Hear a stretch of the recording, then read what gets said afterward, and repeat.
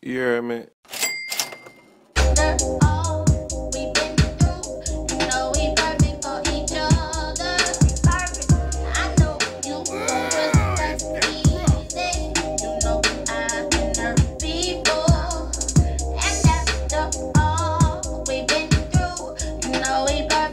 What's happening, people?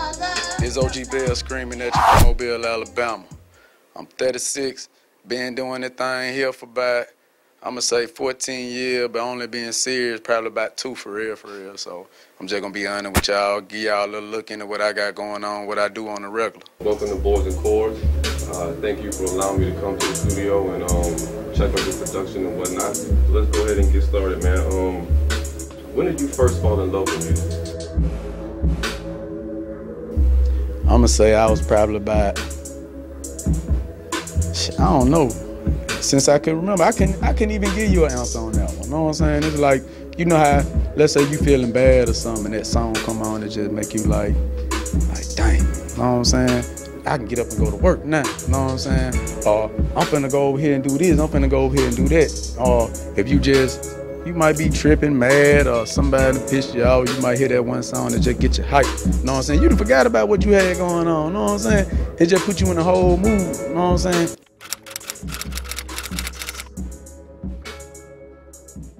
I ended up meeting this cat that had he had a little Korg beat machine. I can't recall what the exact model of it was, but he had a Korg beat machine on, had 4 tracks. You know what I'm saying?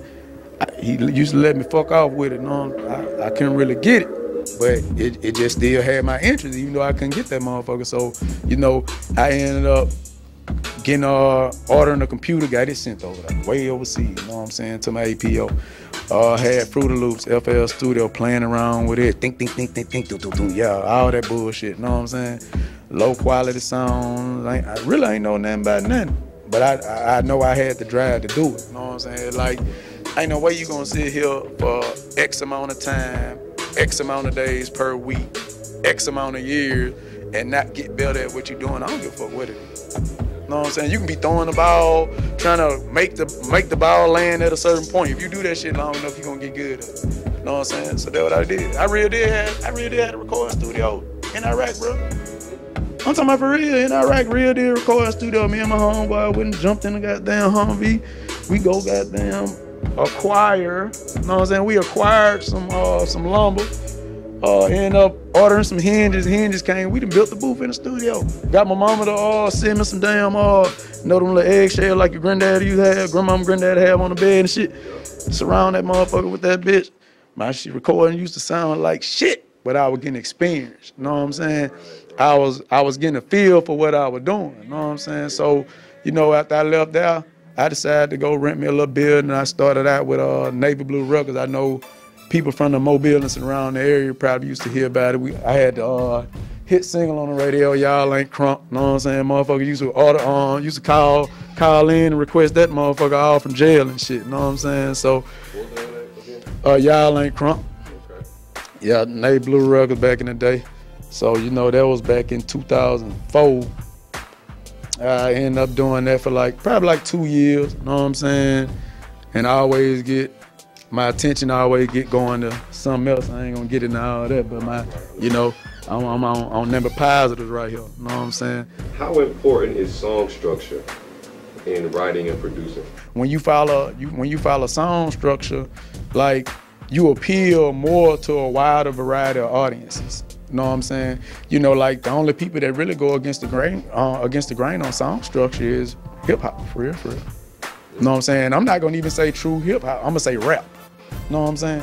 When I'm producing a track, I'm always thinking about song structure. I'm always thinking about, like, how is it gonna come in? Because as a producer, like, just like that artist, they gotta put the right lyrics and deliver them the right way to make a hit. I have a job into keeping the listener's attention too. You know what I'm saying? I can't have the beat playing the same thing over and over and over.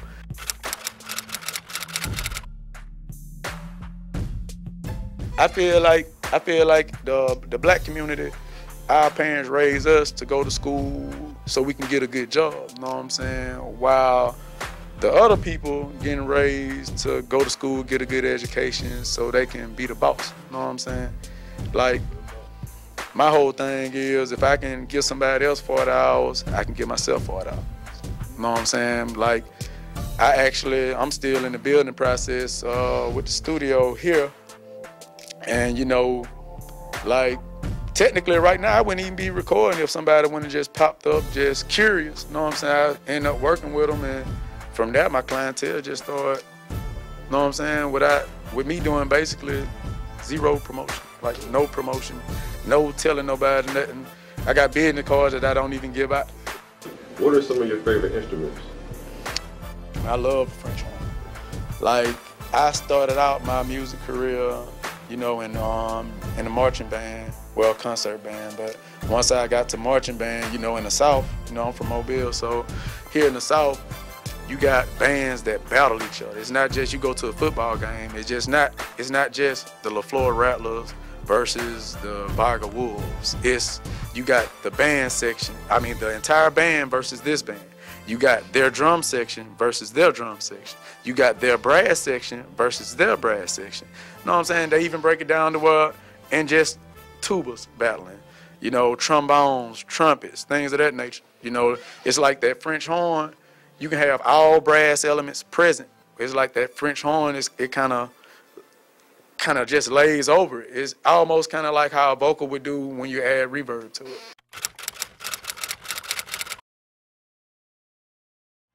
Currently, I'm using, on the production side, I'm using Machine 2 with the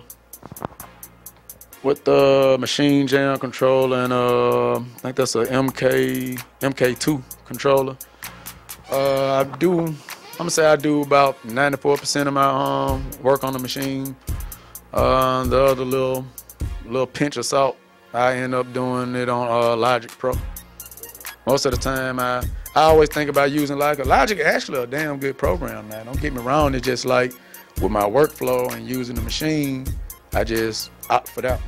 And you actually, I don't know if anybody knows or doesn't know, I'm gonna put it out there. If you utilize Logic Pro and you also have machine, you can use the machine software inside of Logic Pro. So basically, you're using both programs simultaneously.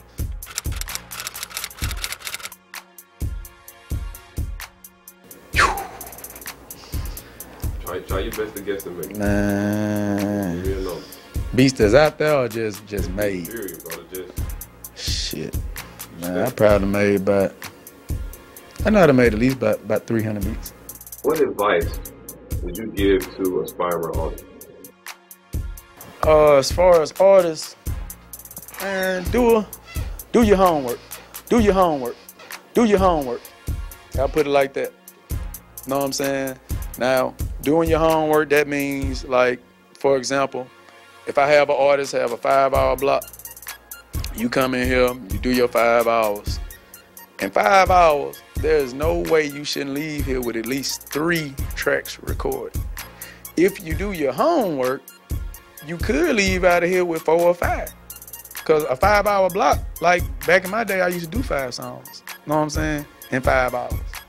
So, like, I feel like once I charge somebody for a 5-hour block and you spent 3 of those hours writing and prepping and trying to get your track together, it make me feel like I cheated you, but I didn't cheat you because I have to get paid for my time. You know what I'm saying? Because I was responding to people. If you're an artist, if you can respond to somebody within 20 minutes, you got something going.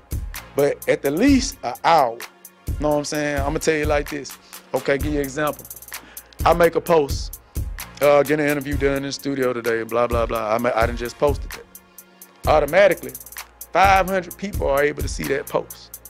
Okay, if people start coming and I don't respond within like an hour, now it's gonna go from 500 people to 300 people. You know what I'm saying? To 200 people, to 100 people.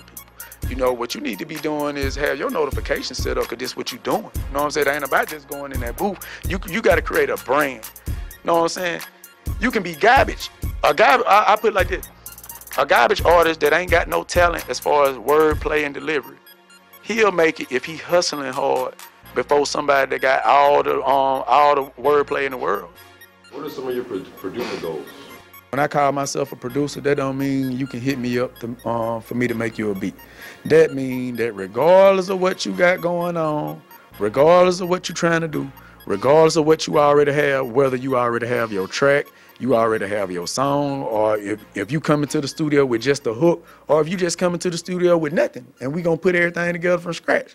Know what I'm saying? My job, well, I feel like I'm gonna guarantee you that we gonna come out here when we get done, it's gonna be some shit you can make some money off of. Period. I wanna put together a climate to where I can get these artists in and work with me.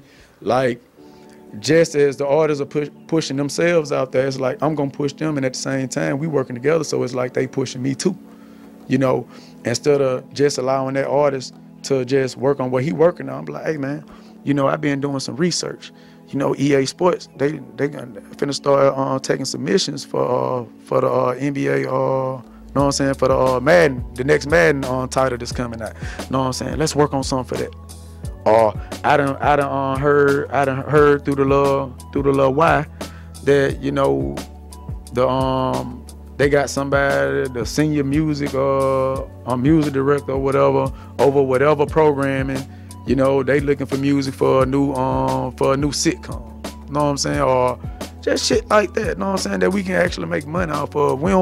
If you're a musician, you're a musician. Know what I'm saying? If you play the guitar, that don't mean you just gonna play in a funk band. That don't mean you just gonna play for the bluegrass band. That don't mean you gonna play bass parts, just bass lines for rap people in the studio. Like, you gotta stretch out whatever you got going on. Know what I'm saying? It's like with this music, I started off a long time ago, and I honestly, I never really took it serious. I spent a lot of money now. I always did that. I always spend the money to buy all the best shit, to do what I got to do. But it's like, I be doing other shit. I'm gonna put it like that. I just have other shit going on. Know what I'm saying? I can't rightfully get to it. But now, you know, as a 36-year-old, back then when I made this decision, I was 34 years old. And, you know, hooked up with, met some good people along the way, like cats like Run G. He's actually from down here. Shout out Run G Subs, Run G Pro, Run G Productions. Know what I'm saying? He's been in. He's that cat that I couldn't beat coming in the game. Know what I'm saying? He's that cat that started out and just stayed on it. Know what I'm saying? He kept going, kept getting better, kept gaining more knowledge, kept meeting more people. You know what I'm saying? Kept stretching the reach of his brain. Know what I'm saying? And you know, he kind of like, honestly, he kind of mentored me back in, for real. Like, I ended up learning a lot about equipment. A lot of that shit he used to be telling me, that shit used to go over my head, but I kind of like, I never would tell him that I ain't understand, know what I'm saying? I always be like, yeah, know what I'm saying? Or I'll come back and try to reword that shit and ask it a different way, know what I'm saying? Kind of like the next day or later on that day or something, know what I'm saying? To figure out a little more, because you know how it is when you got somebody. I feel like when you got somebody that's real technical about something, like an entry-level person, like, you ain't gonna really be able to learn from that person, you know what I'm saying? Because they too technical, you know what I'm saying? It's like going through Full Sail and now, it's a lot of things that I learned, and it's like I can hear well, like I remember, like, damn, G told me that shit. You know what I'm saying? It's like I done learned a lot of stuff from a lot of people, but I done learned a lot of shit wrong. You know what I'm saying? Like, I can say about that man now, I ain't learned anything wrong from him. You know what I'm saying? So, you know, this machine here, I bought this shit, had that motherfucker for about 6 months. G like, man, you ain't on the machine yet? Well, come in here with me, you know what I'm saying? Come in here with me, goddamn, work on mine. He got the big boy, you know what I'm saying? Come work with mine, we'll get you right. That shit intimidated the hell out of me, bro. You know what I'm saying? They would let you know sometimes you just gotta jump in that shit. And he kept telling me that once I got on that motherfucker, shit, I got better and better every day. I started learning that shit, you know what I'm saying? Then it got to the point with all this shit, I can actually have a conversation with him and we both be talking and don't nobody know what we talking about but me and him, you know what I'm saying? Because I done got to that level now. So now it's time for me to go and put it out there and show him what time it is. What are your plans for 2019, bro? Man, 2019, just finished my build on the studio, whatever, and righteously, most importantly, my live room, you know what I'm saying? You know, I got my piano, drums. I actually got organ and a baby grand that I haven't gone to pick up yet because I don't have nowhere to put it right now because I'm in the process of getting my live room put together next door. Like, this was an open warehouse when I came here. Like, I never built anything in my life. Like, never helped my uncle or my dad or never operated a saws and shit like that. I ain't never did nothing like that, you know what I'm saying? It was strictly YouTube. You know, the people that I was supposed to employ to get things together for me, they flaked on me. You know what I'm saying? So I ended up getting some more folks. They went to playing. Then I went to the pros. They wanted to knock my head off. So, shit, it's like this. You say you want to do it, either you can do it or you ain't gonna do it. So shit, what you gonna do?